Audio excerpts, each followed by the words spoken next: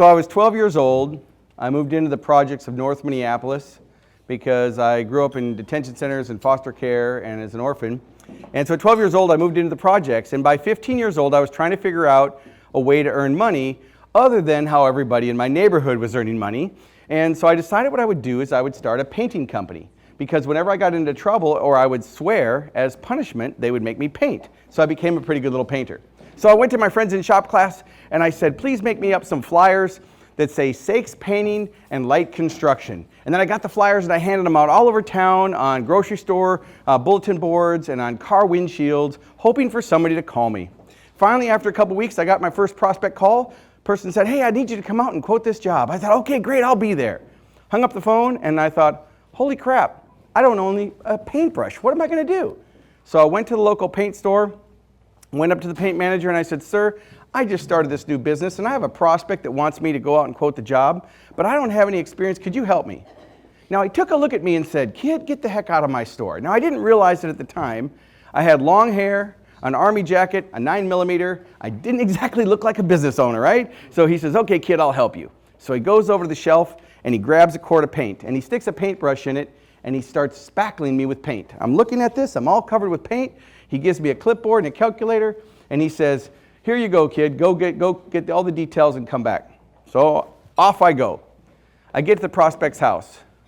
Just as I'm ready to knock on that door, my self-talk kicks in. What are you doing? You can't do this. You're 15 years old. You don't have any experience. What gives you the guts to be able to start a business with nothing? I didn't have anything to lose. I knock on the door. Door swings open. I walk in. The first thing the gentleman says, I want the ceilings fixed around the ceiling fans where they've cracked the ceilings. Now I'm literally over my head. I write it down. Then he points to the windows and he says, I want you to glaze the windows. Glaze the windows. Okay, write that down. Don't have a clue what that means. Then we go through the hall and he says, I want oil-based paint here and eggshell here and flat-based paint here. And I'm writing this stuff down. I don't know what any of it is. To me, paint is paint, right? So I decide, I know what I'm going to do. I'm going to go ahead and write it all down and then I'm going to go back to the office. So I tell the guy, I've got all the details. I'm going to go back to my office and to prepare the proposal. Off I go. The paint manager helps me calculate all the tools and everything that I'm going to need. I get all done, drive back to the house. I have the proposal in my hand. This time the door swings open and the man's wife is standing there looking at me. I'm thinking, this is probably not going to go very well. I said, here's the proposal. It's $1,025. I need 50% up front and 50% on completion of the job. She took a look at me, looked down at the proposal, and back up at me and said, do you have any experience? Now this was a critical point in my business, which was all about 3 hours old. I had to decide, do I tell them that I repainted the whole north wing of the Hennepin County Detention Center? Or do I tell them what I told them? And I said, if you're not 100% satisfied with the job, you don't have to pay. She said, honey, write him a check. I got that check for $525. I went and sat in my 1966 Chevelle with no insurance, tags, or title. And I looked at this check that I made really quickly and I thought, I'm going to learn how to do this. Now that was in 1976. That first year in business, I earned $35,000 in gross sales. Now, in today's equivalents, that's $175,000. So as a 15-year-old kid, what happens to a kid from the projects that you give $35,000 to? They spend 36. Took me years later and businesses later to learn about cash flow and inventory turns and employees and paying taxes and all the other things that you have to do for a business. Now I start with that story just to tell you for the next couple hours we're going to share some really great insights together on how you can increase your sales and get more leads. But here's the key. Adapt, don't adopt. Take the ideas and adapt them to how you work. Because I might not know, we have a lot of different people in the room with a lot of different experiences in the room. Okay? Anybody ever seen these products? Raise your hands if you've seen them. Okay, does anybody own one? Okay, a couple people. Thank you. This is a bike rack that goes from floor to ceiling, oak and aluminum. When I first invented those products, people told me they would never sell. People said, you can buy a hook for 99 cents. Why would someone go spend $100 or $200 for a bicycle storage system? Well, I grew this company from a garage operation to $50 million in gross sales before I sold the company. And I learned a few things along the way. The other product is called floating swimwear. It's a swimsuit for kids that has flotation sewn into it. Child falls into the water, keeps their head up, allows them to swim comfortably without one of those horse collar life jackets. Now I've got a lot of other products and other stories, but it's really not about me today. It's about you. So I'm here for you. I hope you ask a lot of questions. But here's what always happens. Whenever you're in a room, especially at the Prosperity Series, where people may know each other because they're coming as part of the series, but maybe you're new to the series, here's the deal. If you want to ask a question, and you're worried that maybe you don't want to ask that question because maybe you think it might sound a little too simple, you can just say, a friend of mine wants to know. Or you can say, Don Hudson wants to know, and then you can just ask the question because you already know the answer, but we want to make sure Don gets it. All right, so we're going to talk about how you can get more leads today, how you can engage your clients and engage your customers, and how you can increase your sales. If that's what you want to do, say yes. Yes. Now say it like you got a pair. Yes. Yes, okay, that's what we're here for. All right, so I want you to capture ideas. Now there's two ways to capture ideas at events like this. Some of the things I'm going to cover you may have heard before. That's okay. Write it down as an action step or an idea. So that's the two columns I usually keep are ideas and action steps, things I might want to search out later. So I want you to be open-minded to new ideas. A lot of you have conditioning. I think you have untapped potential. You know, I work with a lot of sales organizations on how they can increase their sales. Work with a lot of franchise organizations on how they can increase their local business and local traffic.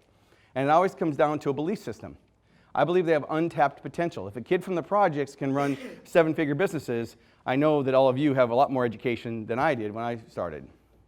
I believe there's 3 kinds of people. There's winners, and there's losers, and there's those that just haven't figured out how to win yet.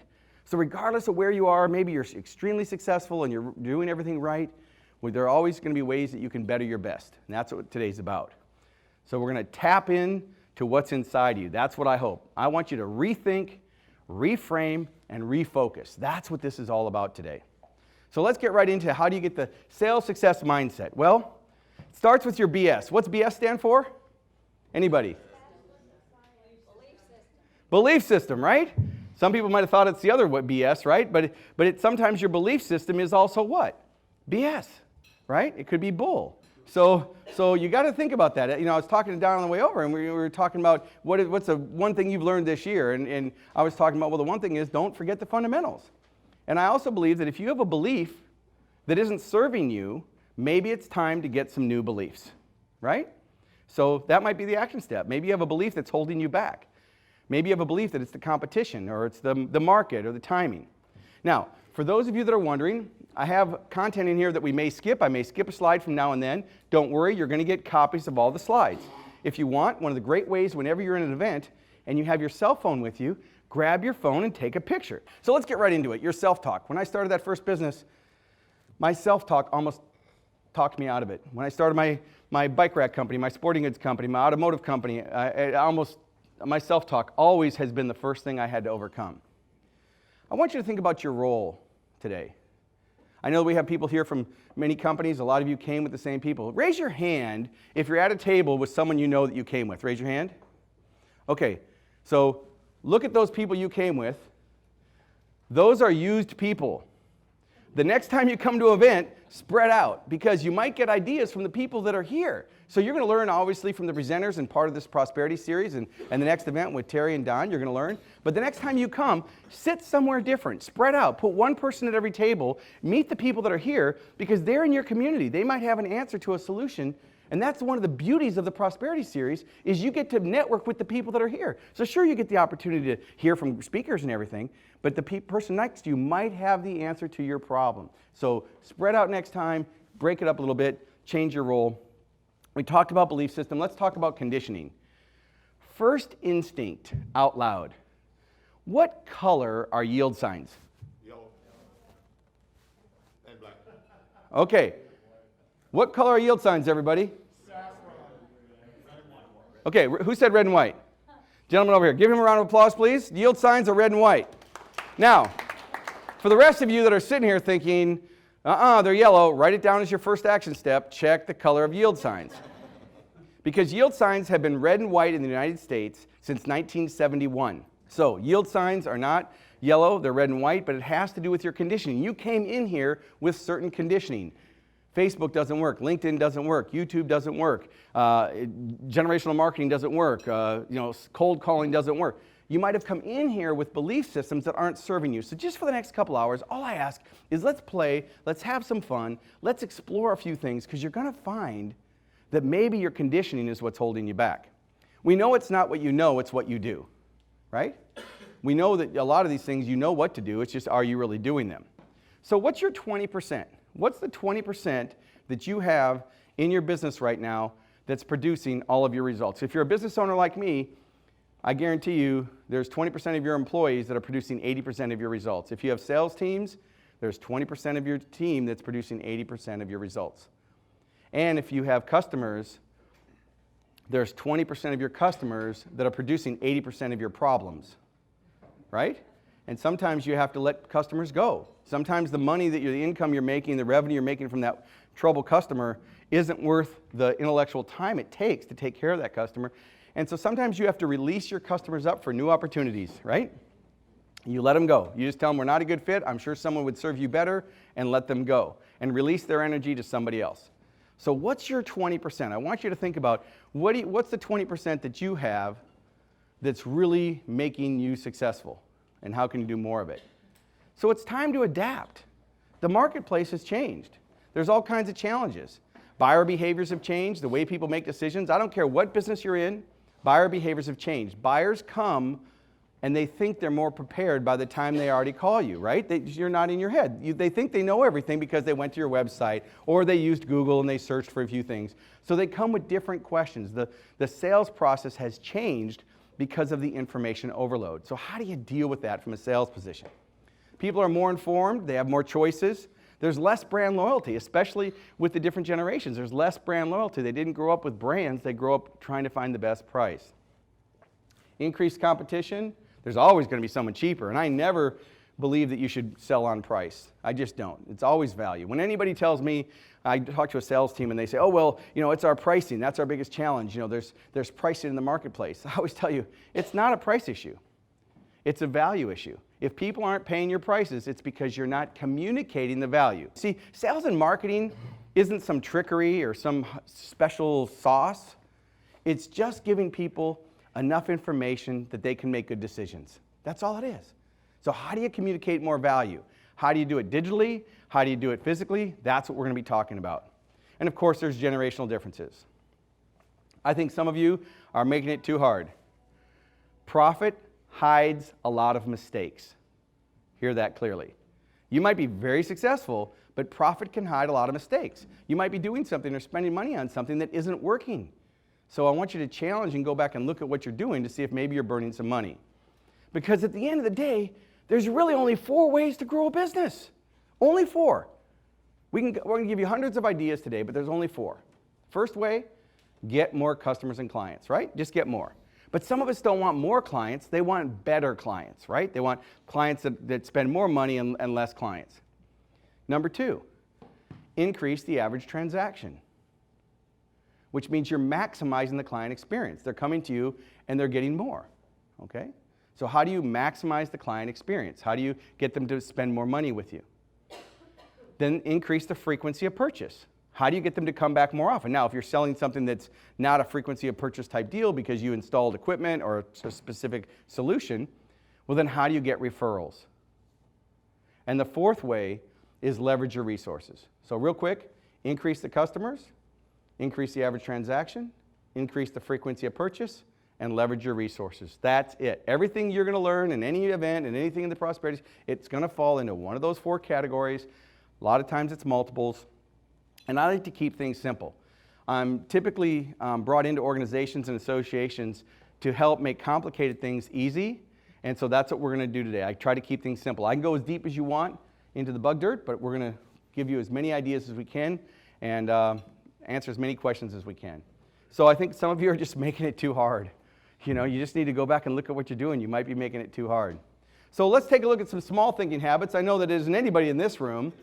Procrastination, short-term thinking, negative thinking, making excuses. Someone told me once, you can make results or you can make excuses, but you can't do both, right? Solving insignificant problems, overanalyzing things, seeking perfection. I don't want to focus on this a lot because this isn't what I want to, but this is the things that hold you back. So if you see anything on this list that you might be participating in, then you might want to ask yourself, what do I have to do? What action steps can I take to minimize the things in the small thinking and to think big? All right, so if you had to do an exercise and you had to list the top 7 skills that are necessary for your position. Whatever role you're in, take a moment and write down 1 or 2 skills. What are 1 or 2 skills that you need to perform your job really well? So you've got pens and paper in front of you. What are 1 or 2 skills that you need to perform your position? So in my company, it would be leadership, listening skills, identifying markets, improving processes, increasing value. Listening was a big one for me. I've had people say, are you listening or just waiting for your turn to talk? Right? All right, so who'd like to share? What's 1 or 2 skills? I don't need to know what your role is, but what's 1 or 2 skills that you need in your business? Anybody? Yes? Creative, patience, and integrity. Creative, patience, and integrity, yes. I'll say love, personality, drive, and vision. Love, personality, drive, and vision. Someone over here. Yes, sir. Listen and overcome objections, right? Right. What's next? Confidence and product knowledge. Confidence and product knowledge, right? So what's the most important thing? You know, I do this when I do a deeper sales training. I'll come in and I'll say, you know, list the skills just as it pertains to selling, just as it pertains to selling. And I ask them to rate categories from what's most important to least important. And it's usually personal development is number 1. You know, they have to develop themselves, because the more developed they are themselves, the better it is they can do all the other skills, right? So just take a stock in what skills you need and then rate yourself on a scale of 1 to 10. And if the center was 0 and the outside was 10, how do you rate in each one of those categories? And then look for the gaps that you can use to improve. That's all. It's a simple exercise you can do. You can do this with your teams. You can have other people do it with you. Rate the top 7 to 10 skills that you need. Score yourself on a 0 to 10 or 0 to 100, whatever scale you want to use, and then look for the gaps. Because I don't believe in necessarily bettering your weaknesses. I want you to strengthen your strengths, and I want you to hire your weaknesses. So sure, you need to learn some about the weaknesses. If it's something you need for your job, you need to learn it. But if it's a skill set that maybe you can hire somebody else to do, then hire somebody else to do it and focus on what you do best. So I want you to reach your goals. What are your goals? Now, I'm not asking you to do it in here, but what are your goals? What are you really trying to do, and what are you trying to get?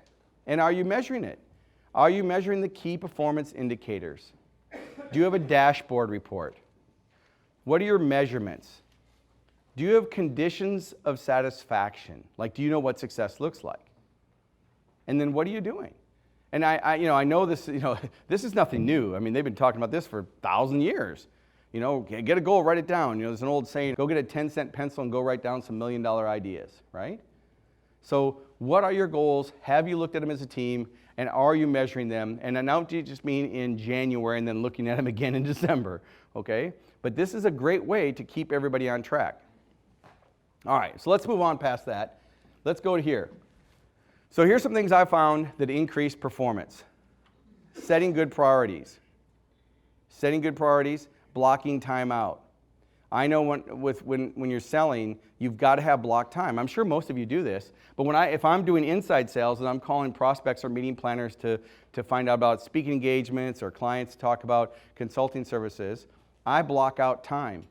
And I actually have an on-air light in my office. I turn the light on so everybody knows don't come in. And you can do this with a hat. You can do this with an orange cone at your desk if you're in an office environment, which basically means don't bother me. And block out the time. And I recommend you do 10 or 20 calls back to back. Try it sometime. If you haven't ever done it this way, try a block time where you're doing 10 or 25 calls back to back. Then stop. Then do all the follow-up procedures that you need to do. Put them in your CRM system, whatever. And then do 25 more. You'll make way more sales this way. You know, there's that old story by Stephen Covey about sharpening the saw, right? There's those 2 people, and I'm going to make this story up from 20 years ago when I read it. But the old story is that there's 2 people that are going to go out and cut down the same amount of trees, and they both are given the same saw. And one guy sharpens the saw, and the other guy just runs out there and starts, the guy that sharpens the saw wins because he's taking the time to sharpen the saw. Well, I believe that block time is sharpening the saw. You're focusing on one thing, and you're preparing yourself for success. So I recommend you highly that you do block time. Eliminate distractions. Turn off your phones. And let, people think that everybody's conditioned, just like the yield signs. to think you should be accessible 24/7. Now, as salespeople, you need to be responsive. We'll talking about leads here in about 2 slides. But I recommend when you're doing the calls, turn off all your distractions, get everybody out of your office or out of your area, and avoid the distractions, because every distraction, every interruption takes you 7 to 12 minutes to get back up to speed. So imagine during the day, you're working, you're selling, and all of a sudden an email pops up, or a Facebook post, or a Skype post, or you get distracted. You waste enormous amount of times. That's why when you come in on a Saturday, you usually get more done, because you don't have the distractions. You want to leverage your time, you want to get more time freedom and lifestyle freedom back, eliminate the distractions and identify them. Multitasking is delusional. We could do a complex equivalency and cognitive dissonance test where we show you and prove it. Multitasking is delusional. Thinking you're going to watch TV and work at the same time is delusional. Thinking you're going to do 2 things at once is delusional, depending on what type of brain activity it takes. It does not work. So be cautious of that and test it. Thinking that you can leave your email open and you're going to be productive at the same time, you're going to be more productive if you turn the email off, do something, and then do email at a block, okay? But again, it's about conditioning. All right, your business is only going to grow as fast as you do, right? I mean, it's not the competition, it's not the marketplace, it's not the moon's rotation that identifies about your business. It only grows as fast as you do. So, improving your skills. Now, that's one of the things I want to compliment each and every one of you about, is being part of this prosperity series where you come and you regularly meet and you get an opportunity to refresh and to rethink. So that's exactly what you're doing. I know you already do it because that's why you're here. I recommend you use Kindle and Audible. I like to download books on my iPhone and on my, I still like hardback books too. I have hardback books and sell hardback books, but I like to have the books so when I'm on an airplane, I have a whole choice.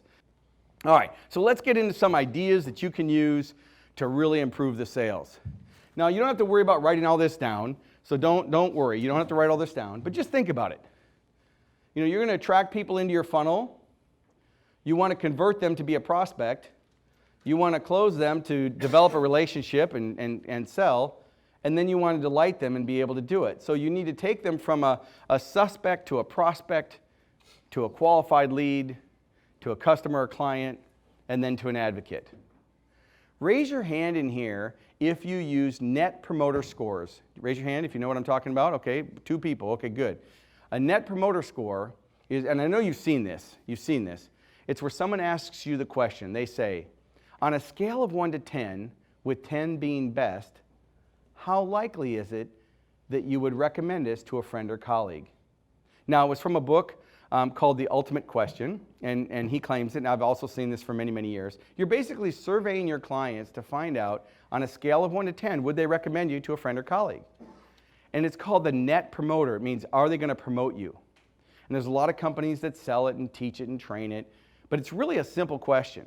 You'll see this from now on. Now that I've talked about it, you'll see it in your email. I flew on Delta. They sent me an email that said, hey, on a scale of 1 to 10, I downloaded some software the other day. I got an email on a scale of 1 to 10. Companies are using it because it's one question that really helps you identify where you are with your satisfaction of your clients. So here's the deal. If someone scores you from a 1 to a 6, they're probably a detractor. They're probably going to hurt your business, or they're actively disengaged to make sure that you don't get the business. That means they're not happy. 7s or 8s are average. They'll talk about it if someone brings it up. If I say, hey, have you worked with this company? Someone would tell you, but they're not going to go out of their way to really promote it. If they're a 9 or 10, they're a promoter. So this is one you might do. You Google Net Promoter Score. You can send it out. There's SurveyMonkey and a lot of different things you can do. But as salespeople, it'd probably be good as leaders of your company and revenue-generating activities to send a survey out to your customers, or do a select group of customers and tell them it's anonymous. On a scale of 1 to 10, how likely is it you'd recommend this to a friend or colleague, and find out? Because I've done this with banks. I've got a lot of banks as clients. I work with a lot of banks to help them increase core deposits and increase loan demand and increase local traffic. I do this with local businesses and retail and manufacturing and export companies. I work with a lot of different companies. It works.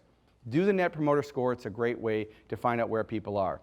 So let's get into the system that I've used that has transformed businesses. Now, I'm a one-trick pony.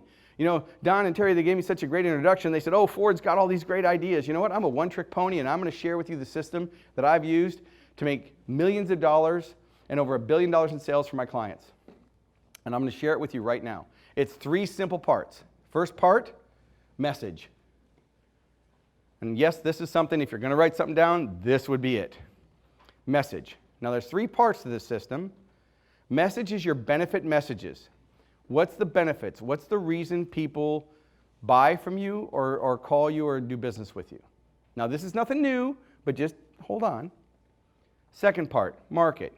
Again, nothing new.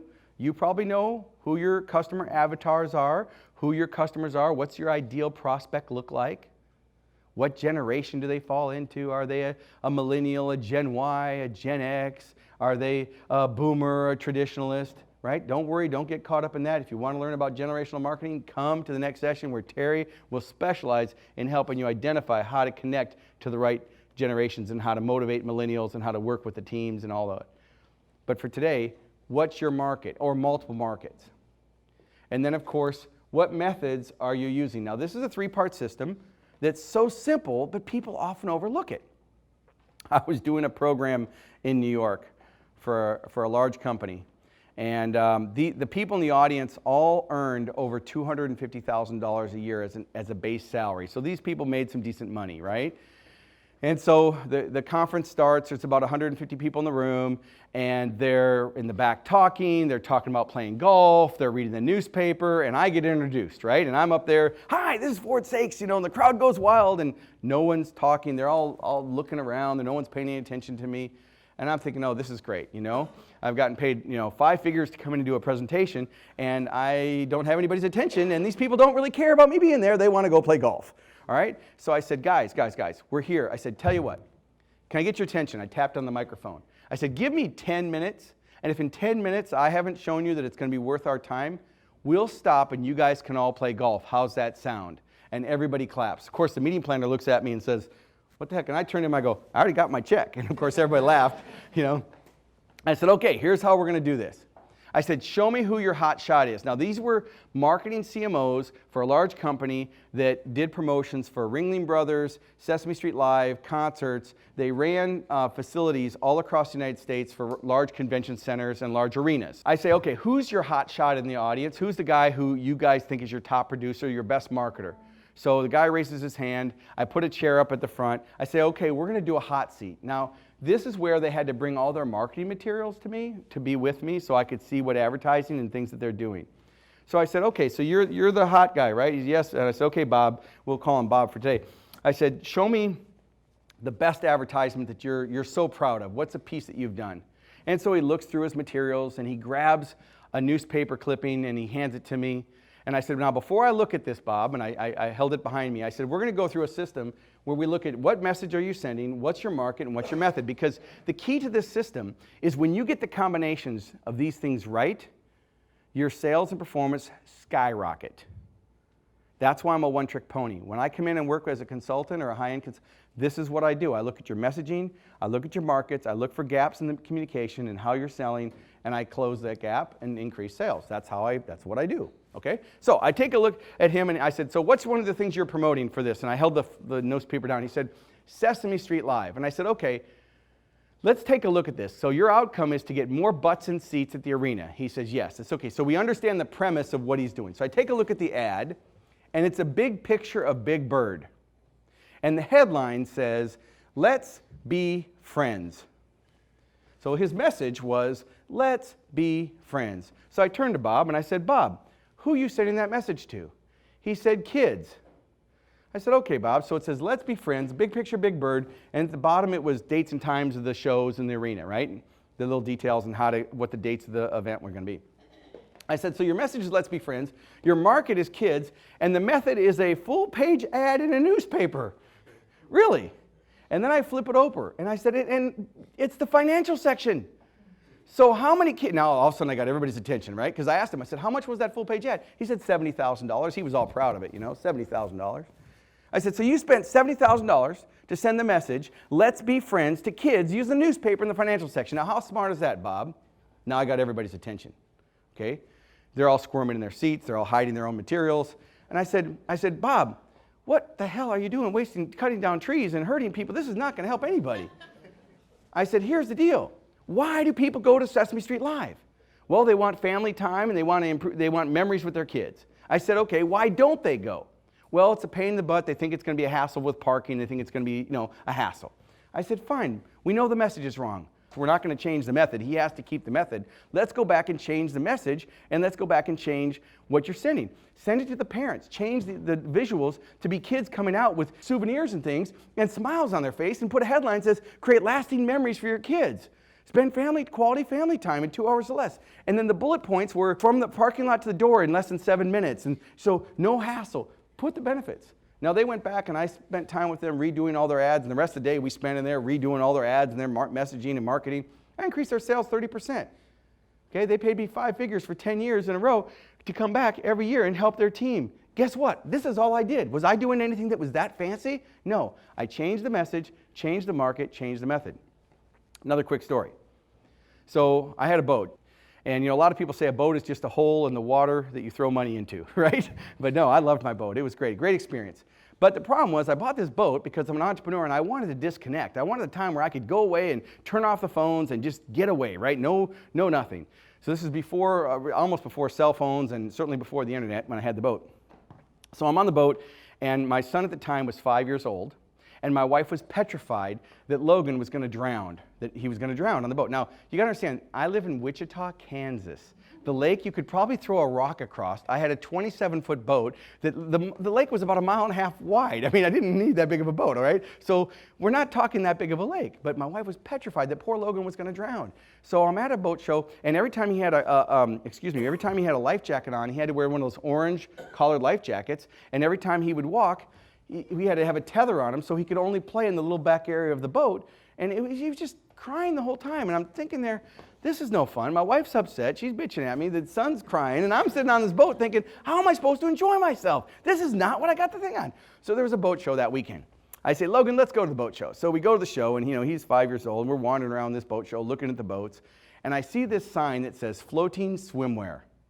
And he grabs my hand, he goes running over to it because they look like little superhero costumes. They were colorful, they were padded, they had flotation sewn into it. And I walk up to the counter and I saw it and I'm thinking, this is gonna save me because then he doesn't have to cry about that life jacket that isn't comfortable. He can wear this suit that zips up in the back, he can't take it off, he'll be safe.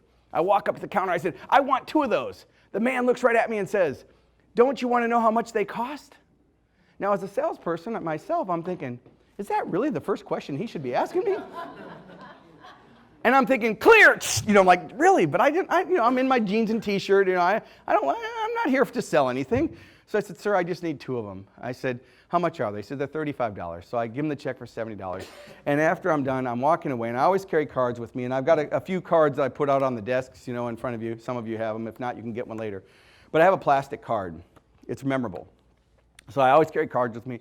I pulled out the card, and I walked back to the guy, and I said, sir, I could really help you sell this. He said, kid, if I had a nickel for everybody told me I was going to make money with this idea, I would have retired long ago. I said, all right, no problem. Here, just take my card. Thanks a lot. So I go back to the marina. I get Logan on the boat. He's wearing the suit, and everybody who sees it wants one. I mean, the whole day, where'd you get that? That's the coolest thing. Where'd you get that? That's the coolest thing. And I'm thinking, my entrepreneur light kicks on. Heck, I got to sell these things, right? I said, honey, I'll be back in about an hour and a half. Drove back to the conference center, went into the thing, walked up to the booth. I said, I want all of your inventory. I want everything you have. He says, I can't. I have to be here for 3 days. I'm thinking, clear. I said, do you want to stay here and eat crappy hot dogs? Or do you want to sell all your inventory to me right now? I'll take a discount. Give me $20 a suit. I'll buy them all right now. Whatever you have. I don't care how much inventory you have. I'll buy it all. He says, you're kidding me. I said, no. I said, you got boxes over there. Just count them up. Count up how many you got. I'll write you a check right now. If you want, I'll go to the ATM. I'll go to the bank. I'll get you cash. Now, as you can hear me speeding up in my speech, I'm excited, right? So he does the deal. I get all his inventory. I load it into my van.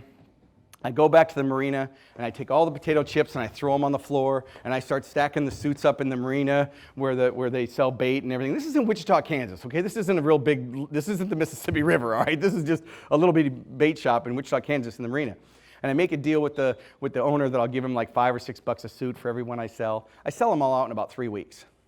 So about 2 weeks after that, I get a call from the guy, Don Royer, who owns the company, and he says, hey, what'd you do with a year's worth of inventory? I said, that was a year's worth of inventory? I sold it at one bait shop in Wichita, Kansas in about 3 weeks. And he said, well, maybe we need to talk. So I took him from a garage operation to $10 million in sales in 3 years. I didn't invent that product. What did I do? I connected the message to the market with the method. Now here's the deal. Let's go through this as a system.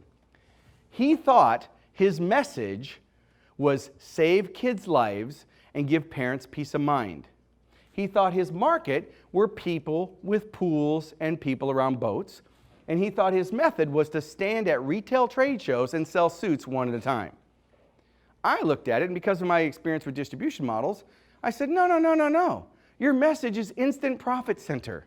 Your market is pool and spa dealers that have people coming into the store, and your method is to go to trade shows, not consumer shows, and sell them in bulk. So I took over his business. We did $180,000 in sales in 3 days, the first trade show I went to. Then we had a little problem called cash flow and factoring and inventory control and material and it was just a mess, okay? I oversold what we could deliver, which is a problem. But this is all I did. Now, I could give you 100 other stories this morning on how I've used this system in every business, real estate, insurance, banking, automotive. This is what I do because I'm a master. I've been conditioning myself since a very young age to look at what's really the message you're sending. And what the action step for you is to go back and look at your messaging. Are you really sending the right message to the right market using the right method? First, you have to do an inventory and see what you're doing. And second, you need to evaluate if it's working. This is the most powerful thing. You can use this for an event. You can use this for direct mail. You can use this for a website. You can use this for a sales campaign. You can use this for a trade show. It works. It's message, market, method. It's the combinations that make all the difference in the world. When it comes to messaging, though, there's a couple things you should know. And let's look at that. First, if you want to stand out from the competition, you need to promote benefits. Benefits are the reasons why people pay attention. That's what stands out. To convert a benefit or a feature to a benefit, to convert a feature to a benefit, use the term which means. I was doing a program in New York. Guy in the back of the room sold insurance. I said, sir, what's one of the benefits? He said, 15 years of experience. I said, I'm sorry, sir. Anything about you, your product, or your service is a feature. So anything on your marketing materials, if you had any marketing materials with you today, or your websites, if you're talking about you, your product or service, or your company, it is a feature. It's not a benefit. Now, features are important, don't get me wrong. Benefits are what come first. Once you have the prospect's attention, yes, they need to know about your quality and your delivery and your service and but the benefits come first. Value comes first before anything else, right? So he said 15 years experience is a benefit. He's banging his hand at the back of the room. I'm thinking, I grew up in the projects. You don't scare me. He's banging his hand on the table. I'm saying, I don't care. I'm telling you, it's not it. And I was kind of teasing him. I wanted to fire him up a little bit. And I said, sir, why is 15 years in business important? He said, because people can trust me. I said, now that's a benefit. Trust is the benefit. See, benefits are emotions. Benefits are the emotions. The people buy on emotions, they justify logically. So you have to sell on emotion. You have to make sure you're communicating on an emotional level.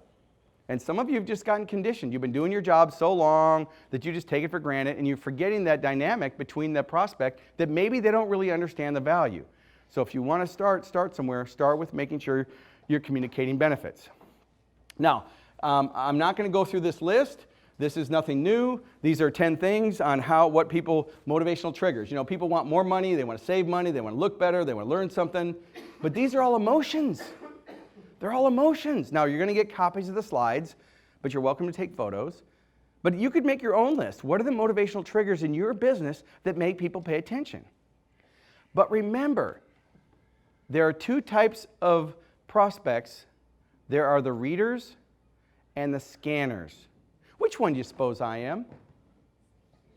Go ahead. Why am I a scanner? Why? Because I'm talking fast, I'm not finishing my stories, I'm skipping slides, right? I'm a scanner. This doesn't make me right. Now, readers are people that need more information. So everybody starts as a scanner. So when you're selling, you need to make sure you're covering the top points, but you also make sure you have a deep well. You can't drink from an empty well. Make sure you understand your products and services. Make sure you understand the numbers, because if you're dealing with someone who's analytical, they don't want to talk about their fishing trip. They don't want to talk about their family. They're analytical. They're going to come they're coming with a different intent. See, there's 4 different intents. Write these 4 intents down. There's 4 different intents. I-N-T-E-N-T, intents. The first intent is to get it done. There are people who just want to get the deal done, get it done. They're type A, they want to get it done. The next type of intent is they want to have fun and socialize. They need people. Those are the kind of people you better spend the time talking about something that's personal, or they don't want to talk about what you can do for them. They want to know if they like you, know you, and trust you first. Okay? Third type of person is going to be the steady person. They just want to get along. Their intent is to get along. Now, they're hard to sell to because they don't want to change suppliers, because it's going to upset other people. It's going to upset the vendor. It's going to upset their processes. It's going to set up the other departments. So you might have the best product in the world. You might communicate the best thing. You know that you have the best solution. But you need to make it easy to implement, or they're never going to buy from you. And the next intent is the analytical. Now, some of you may recognize this as a DISC profile, which you've seen before, D-I-S-C. I don't use the DISC profile for hiring and firing. I use it for marketing. Let's go through the 4 intents again. The dominant person, someone who's dominant, has the intent of getting it done. That's some of you in the room are going, okay, let's go. I got the point. Let's go, right? That's what you're thinking, because you're thinking get it done. Then you have the socialized that want to have fun. They love meetings, love to talk. When's the networking? We're going to take a break in 15 minutes. Oh, great, I get to talk to people, right? They're social, all right? Then you have the get along people. They don't want to say anything. They're not going to make waves. They're usually hard workers. They come to work. They follow the rules. They need rules and systems.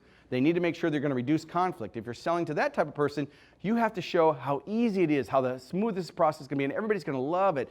It's about the process. The dominant person doesn't care about the process. The dominant person's like, get this done. Let's do it. Right? If you understand, now this is something I know all of you know at some level. And the analytical person, again, they just want to get it right. They're not going to make a decision very fast. They're going to want all the numbers. They're going to want to evaluate everything. They're going to want to think through everything. They're going to want supporting material. They're going to want a lot of support. When I'm selling to an analytical, actually when I'm selling to all of them, I use video, which we'll talk about here either now or after the break when we come back. But you have to identify what type of person you're selling to, because the benefits change. You see, in every buying situation, we've got Don and Terry here, and I'm going to use you as examples for just a moment. In your relationship, Don and Terry Murphy, one of you is an influencer and one of you is the decision maker. I don't even need to know which one, but that's right in every relationship. Is anybody in a room with the spouse here in the room? Raise your hands. Are you in here with anybody you know? Okay, one person. So again, you know, one of you in your relationship is a decision maker and one of you is an influencer. When you're selling, you have to know who you're at the table with or who you're on the phone with, because the dialogue changes. The messages change. What you talk about changes. So let's just take a second, and I'll slow down, and let's recap what we've talked about. The system is message, market, and method.